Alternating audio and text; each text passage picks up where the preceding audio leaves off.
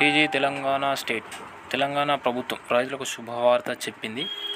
రైతులకు పంట కోసం ఆర్థిక సాయం చేయడానికి బడ్జెట్లో ఎరువులు, విత్తనాలు, వ్యవసాయ పనిముట్లను కొనుగోలు చేసేందుకు పెట్టుబడి సహాయం కోసం బడ్జెట్లో కేటాయింపులు చేసింది.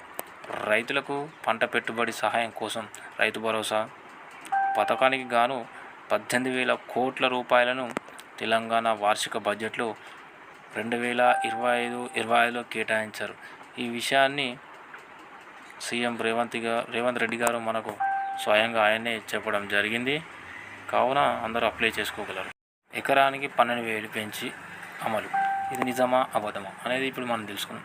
రైతులకు గత ప్రభుత్వం ఏడాదికి 10,000 పంట పెట్టుబడి సహాయం ఇచ్చేది.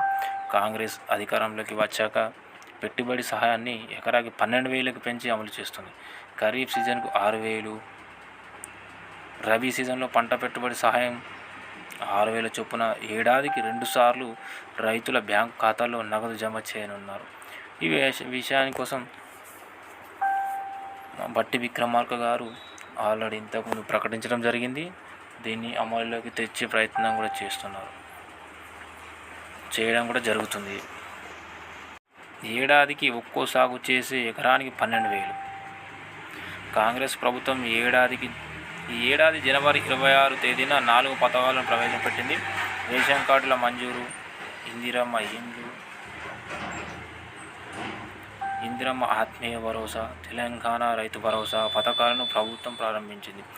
ఈ పథకం కింద రైతులకు 2 విడతలుగా ఏడాదికి ఒక్కో సాగు చేసి ఎకరానికి 12,000 రూపాయల పెట్టుబడి సాయం అందుతుంది. సాగు యోగ్యమైన భూములన్నింటికీ రైతు భరోసా ఇస్తామని, ప్రజాధనం దుర్వినియోగం కాకుండా అవకతవకలకు అడ్డుకట్ట వేస్తామని బట్టి విక్రమార్క గారు తెలిపారు. గ్రామ సభలలో దరఖాస్తులు తీసుకొని సాగుకు యోగ్యం కాని భూమిని గుర్తించి ప్రజాధనం వృధాను అరికట్టనున్నట్టు తెలియజేశారు. ఈ విషయంను